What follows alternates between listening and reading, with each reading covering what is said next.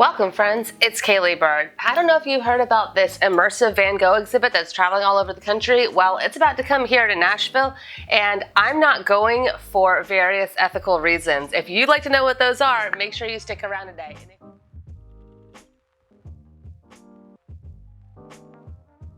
Hey guys, how's it going? It has been a while since I've done a little rant for you, and today I've got one. I do not like to be the provider of negative content normally, but I have had some folks asking me about the immersive Van Gogh exhibit that is coming here to Nashville. If you're not familiar with it, it's this traveling exhibit. I think they had it in Atlanta. They'll have it in some other cities where it's like, basically, they rent a giant space, probably something like an old abandoned Walmart style space or a giant warehouse, some kind of huge massive space like this, and then they have a bunch of projectors and they project Van Gogh paintings on the floor, walls, ceiling, everywhere, so you become sort of like inside of his paintings, and they project them at a very large scale so you can really see the brushstrokes and really experience his paintings like up close. I mean, it sounds like a wonderful, wonderful time. I think it's like a really cool idea. I think it sounds really fun, but there's a few reasons why I will not be going, and I thought I would share that with you today. Now, before I get started on my reasons for not going, please let me preface this by saying that if you have gone to this exhibit and enjoyed it, that's awesome. I am not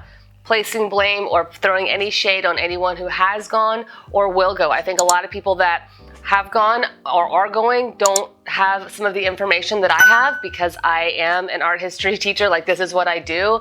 So I have a lot of information about Van Gogh in particular. So I don't blame anyone that's gone. And I also don't blame anyone that gets this information and still decides to go. Like, that's just fine. I literally hope you have a great time. I think it's going to be an amazing exhibit. But I just wanted to share a few things because knowledge is power, and there's a few reasons that I feel pretty strongly why I will not be going. And I just want to share that with you guys because I know you appreciate when I share my honest opinion, sometimes even if it's not the most popular thing. Like, I like to stand up for what I believe in. So I'm just going to get right to the chase. The number one reason, really the main reason why I'm not going to this exhibit is because the cost is so extremely prohibitive to so many people. You guys, it is $55 to get a ticket to go to this, or I think $30 if you're under 12. $55 for projections, not even original artwork. I mean, that's crazy, right? $55 and $30. So that means what? A family of four at the cheapest is going to be able to go for $170 plus taxes and fees. You know there's taxes and fees. So $170 to go stand in a room with some projections, that is crazy. I can think of about 20 million families that cannot afford that. That is crazy. And I think about all of the people, the children, the people, adults, all ages that would totally benefit from seeing a little art, especially right now. I mean, we're kind of getting to the end of this pandemic and we're sort of starting to reemerge in the world. And this could be a really transformative, amazing, exciting exhibit that so many people could use as a type of like therapy that are not going to be able to enjoy it at those kind of prices. And the thing is that these are projections, okay? I understand that projection machines cost money. They're probably renting them or whatever, or have some from a parent company. So I understand that projectors cost money, but these are not original artworks. You know, it's not like the Picasso exhibit, which you can see right here, that I just went to a few weeks ago, where they were actually transporting like 80 works of art overseas and having to fly them or put them on boats and, you know, build crates for them and make sure that they were safe and behind glass and temperature controlled the whole time. Like, that's not what happens here. They're literally projectors that they're bringing from one place to another. Now, granted, I understand that still costs money, you know, whatever, like audio visual techniques, you know, they have to have a number of projectors, they have to mount them, they have to have a crew there. Like, I understand that costs money. So I'm not saying that this exhibit should be free, but the Van Gogh exhibit, or the Picasso exhibit I just went to, was $15 for 80 works of art, and this one would be $55 for me. And let me just tell you, like, this is not something that I can't afford to go see. I can certainly afford to go see this and not have to miss a meal or have my lights turned off or anything like that. So it's not that I can't afford this, but I am just so against showing artwork in such a way that is so prohibitive that so many people cannot afford it. Because let me tell you, let me let you in on a little secret here. They're having to pay the projectionists and all that kind of stuff, but guess what? They don't have to pay a single thing for using the artwork. No. Did you know that Van Gogh's artwork is in the public domain now? Yeah. That's why you see Starry Night and Sunflowers and all these famous paintings on like everything, on like, you know, towels and blankets and bags and, you know, everything. You can buy Starry Night on like everything because they don't have to pay any royalties to it. Anyone can print those images or use those images and not pay a single dollar to anyone. They're public domain.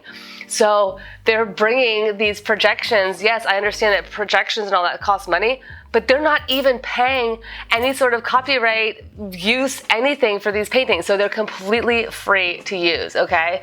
So at that price to use free artwork, it's just not okay. Like, it's just not okay. And you guys, what's so messed up on top of that is the fact that they're using Van Gogh's paintings. I mean, obviously he's got really expressive brushstrokes and they're free to use, so it makes sense. You know, I think that it is gonna be very cool, like, to experience that, yes. But the thing is that Van Gogh, like, died so poor. Like, he only wound up selling one painting his entire life. It was barely for anything. His brother basically supported him. He lived in this tiny town of Arles, France, and he basically died, you guys. He committed suicide. He basically died of like depression and loneliness. Like, he was so lonely. Van Gogh was in so much pain to like have someone like share his life with him. He literally committed suicide because he was so lonely and sad. Like, towards the end of his life, this other painter, Gauguin, who was a very famous painter at the time as well, he moved to Tahiti and all this kind of stuff, made all these paintings. Van Gogh convinced his friend Gauguin to come to Arles and like stay with him because he was so lonely and like couldn't find love and couldn't make any friends in this small town. Everyone knew that he was like this kind of eccentric weirdo. So Gauguin came, and basically Picasso was like so depressive and like needy, just like so needy of friend and attention and, you know, like any kind of like love or adoration or emotion. I mean, he was just so emotionally needy because he was so deprived that basically he was just too much for Gauguin. So when Picasso like cut off his ear and brought it to the Madame, he like went to the hospital and Gauguin basically split. He was like, this dude is crazy. And Picasso killed himself like very soon after that because he was so sad. Like, he was like, even my best friend in the world doesn't want anything to do with me. So boiled down in a nutshell, having an event that is so expensive that it is exclusionary to so many people is like the antithesis of what Van Gogh would have been about, because he was so poor. Like, he would have been so happy for anyone to pay attention to his artwork whatsoever. Like, Van Gogh could not even afford to go to this show. No, he would literally, I know a lot of artists can't afford to buy their own work, but at this price, Van Gogh literally could not even have afforded to go view his own artwork. So I guarantee you that Van Gogh, starving for love and affection, like literally he died starving for love and affection. The last thing he would ever want is to have a show of his work that excluded so many people. Like, I'm just like, it's just not okay. It's not okay. I mean, wow. To me, I just can't feel good having my money go to support people that are going to basically take another artist's artwork without permission. Granted, they don't need it because it's in the public domain, but they don't have it. They don't have any kind of permission to use his artwork to make money, and they're just gonna do it anyways.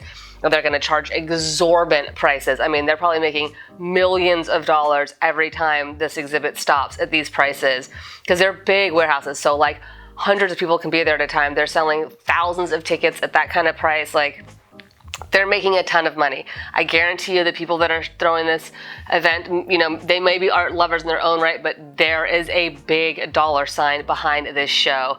And for it to be, you know, that profitable, they don't have to pay for the money, they don't have to pay for the artwork whatsoever, except for their own projections.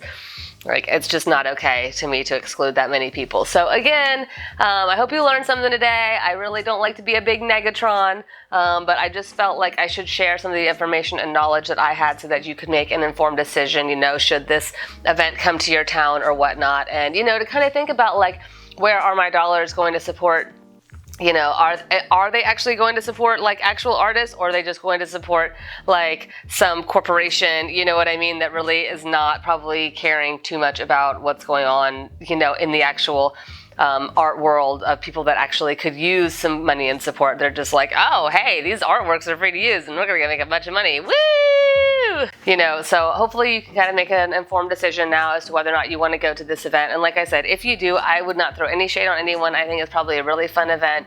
I know we can't control, of course, where every one of our dollars, you know, goes to support. It's not like I research every single company that I, you know, buy a product from. That would be impossible to know everything about everything. But, you know, when I see something this glaring, I just kind of make that decision. Like, I don't think I want to support this sort of organization. So I think I'm going to take my money and go support some local museums and some local artists instead, or some of my Instagram friend artists instead with that $55 plus taxes and fees, rather than going to this show. So anyways, I hope you guys learned a little something today.